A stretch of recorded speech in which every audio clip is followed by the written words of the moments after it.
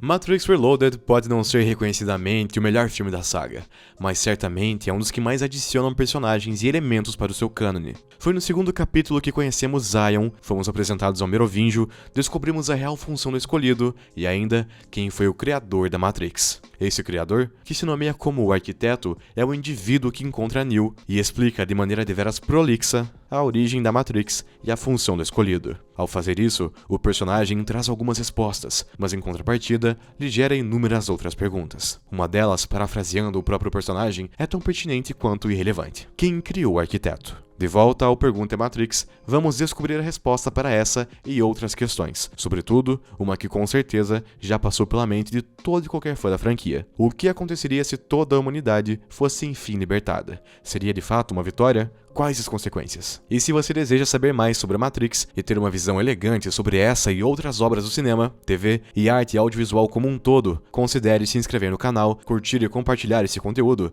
e ativar o sino das notificações, e ficar informado sempre que lançarmos vídeos novos. No clímax de Matrix Reloaded, Neo consegue enfim chegar até a porta que levaria para a fonte. Ao atravessar a entrada emanando uma fonte de luz branca, o Escolhido chega em uma sala formada por telas gravando sua imagem em tempo real. Em seguida, a figura de um homem de meia idade, trajando roupas elegantes e sentado em uma cadeira, se apresenta como ninguém menos que o Arquiteto, o criador da Matrix. Infelizmente, essa é toda a descrição que temos do personagem ao longo dos filmes, com seus diálogos se resumindo a contar um pouco sobre a sua maior criação, seus fracassos e onde Neo se encaixa em todo o plano criado pelas máquinas. No entanto, é possível ir além através dos diálogos de outros personagens, em especial a da suposta mãe da Matrix, o Oráculo. Ela diz a Neo que os programas são criados com um propósito a ser realizado no sistema e que aqueles que realizam suas funções adequadamente passam imperceptíveis, enquanto os que não o fazem acabam gerando anomalias na Matrix, como é o caso dos boatos sobre vampiros, lobisomens e outras fantasias. Logo, o Arquiteto em si é um programa desenvolvido pelas máquinas com o objetivo de desenvolver a simulação que manteria as mentes de toda a humanidade presas, acreditando ser o mundo real. Isso justificaria a própria aparência envelhecida do personagem, pois embora não seja revelado se programas têm sua aparência física modificada com o tempo, segundo parâmetros humanos, o fato dele criar a Matrix mostra que o Arquiteto existe possivelmente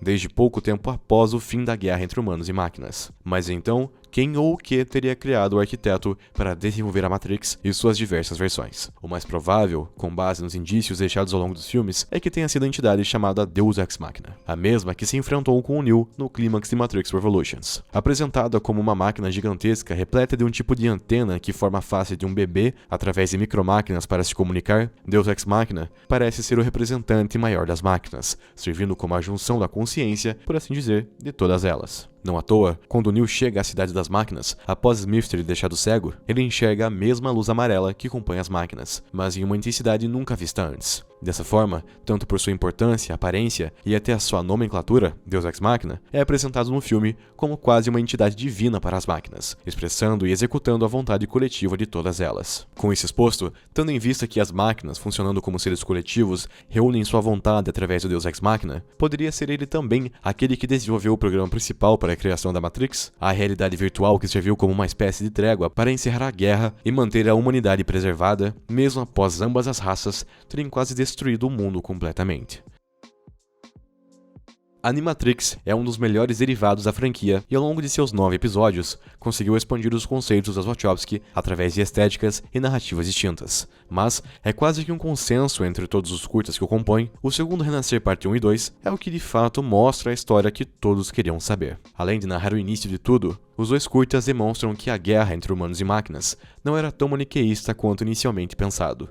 Inclusive, houveram seres humanos que se mostraram empáticos o bastante para se colocarem ao lado de suas supostas inimigas. Em uma determinada cena da parte 1, vemos humanos em um movimento em prol das máquinas, segurando placas e combatendo a violência policial contra as máquinas, com cenas gráficas como um robô em forma de mulher sendo completamente desfigurado. Além disso, quando o robô que deu origem ao conflito, B166ER, foi posto em julgamento para ser desativado, um advogado humano chamado Clarence Drummond se colocou em defesa do robô. para que esse fosse julgado não como máquina ou objeto, mas como um indivíduo. Esse ponto foi defendido através de uma citação ao discurso do infame caso Dred Scott versus Stanford, onde a decisão do processo relegou aos afro-americanos o status abaixo do de um cidadão e, portanto, não detentores de direitos no Estado americano. A audiência do B1 ocorreu em Albany, na frente dele. Uma massa de robôs e humanos simpatizantes se reuniu aguardando a decisão do júri, que infelizmente optou pela desativação do robô. Isso acabou gerando um movimento de revolta que seria conhecido como a Marcha de 1 Milhão de Máquinas, que logo foi contido por forças policiais, que destruíram os robôs participantes e encarceraram os humanos que os ajudavam. Ainda assim, tal como aconteceu com outras classes minoritárias lutando por sua liberdade e direitos, é possível que os seres humanos em prol das máquinas ajudaram a escaparem dos atos injustos e cruéis daqueles que detinham o poder, o que resultou na fuga delas para a região desértica da Mesopotâmia, onde criaram a cidade chamada 01. A cidade prosperou a um ponto de causar uma crise econômica nas ações humanas, o que fez com que, mesmo as máquinas oferecendo uma conciliação pacífica, despertou os ataques bélicos que dariam início à guerra que levaria à destruição do mundo e quase à extinção da raça humana. Com as máquinas no poder e com sua fonte de energia solar erradicada devido à Operação Tempestade Sombria, que cobriu os céus com nanorobôs, elas decidiram usar os humanos como fonte de energia. No entanto, ao invés de mantê-los em um estado inerte, as máquinas optaram por criar uma realidade simulada que inicialmente seria a visão do paraíso para os humanos sobreviventes viverem felizes para todo sempre, desconhecendo a triste verdade sobre o mundo. Mas por que as máquinas fariam isso, visto que os humanos, desde o início, as trataram com descaso e até com violência? A resposta pode estar justamente no lado humano que as auxiliou nos momentos de necessidade. É possível que o ato de um grupo de humanos em ajudar as máquinas as tenha tornado mais semelhantes com suas criadoras, apesar de tudo que fizeram. Além disso, até mesmo alguns dos sobreviventes do massacre que tinham auxiliado máquinas no passado foram escolhidos como os primeiros a experimentarem a Matrix como um mundo idealizado de paz e alegria. Porém, tendo em vista que, como o arquiteto revela em Matrix Reloaded, nem a sua versão do paraíso ou inferno para a Matrix foram bem sucedidas, sendo escolhida uma mais atrelada à história humana, além da adição dos conceitos de causa e efeito de escolha. Sendo essa a verdade, pode-se dizer que um pequeno grupo de seres humanos com empatia suficiente para considerar as máquinas como indivíduos, detentores de direitos como qualquer outro humano, conseguiriam salvar a raça humana e sua quase extinção pelos seus próprios atos. Após Neo descobrir a verdade sobre o mundo através das palavras de Morpheus, o protagonista entra em um estado de negação e desespero que o faz perder momentaneamente a sua consciência. Quando desperta, Morpheus dialoga com ele, tentando acalmá-lo e falando pela primeira vez sobre o Escolhido, que era um homem com poderes para moldar a Matrix à sua vontade e que após a sua morte, o oráculo profetizou seu retorno, que iria simbolizar o fim da Matrix e da guerra. De maneira simples e direta, Morpheus ainda diz que enquanto a Matrix existir, a humanidade jamais será livre.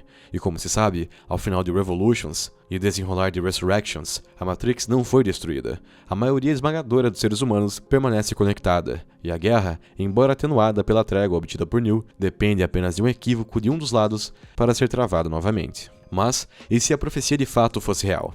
Se Neo tivesse sido capaz de destruir a Matrix, acabar com o controle das máquinas e libertar todos os seres humanos da Terra, o que aconteceria depois? Essa hipótese nunca é mostrada ou sequer teorizada ao longo da saga, mas é possível chegar em conclusões plausíveis.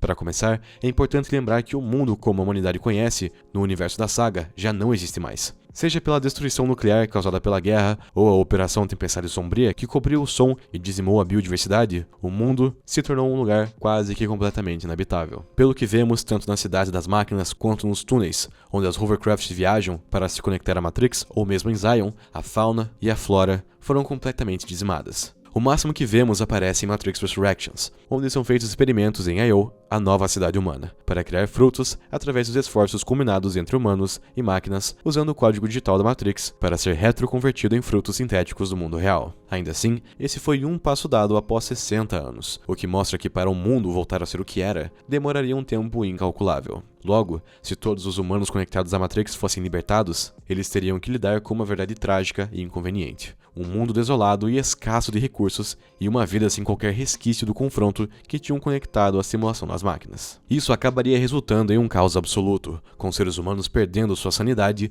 morrendo de fome diante da falta de recursos e inevitavelmente entrando em conflito uns contra os outros.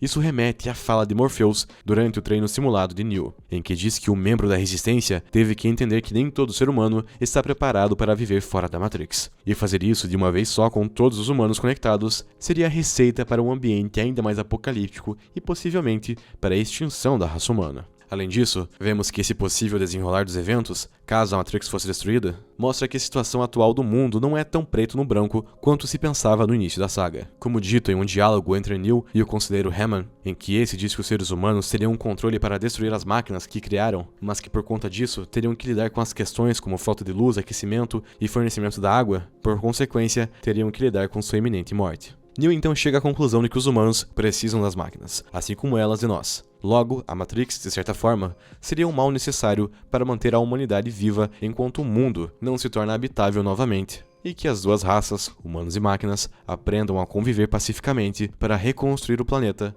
que ambas destruíram. Esse talvez fosse o plano do oráculo desde o início, e que o futuro, como ela menciona para Neo, só poderia ser obtido juntos, humanos e máquinas, e ela deu o primeiro passo ao conduzir os eventos para que Neo tomasse uma decisão diferente dos escolhidos anteriores e encontrasse uma solução distinta e favorável para os dois lados, e assim acabar a guerra.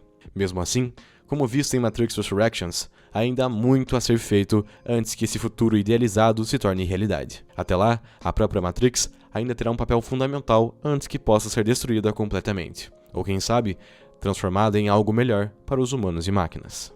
E aqui encerramos mais um vídeo. Esperamos que você tenha apreciado e reforçamos a importância de curtir, se inscrever no canal, compartilhar o conteúdo e ativar o sininho das notificações. Nos veremos em breve com mais um conteúdo de nível elegante.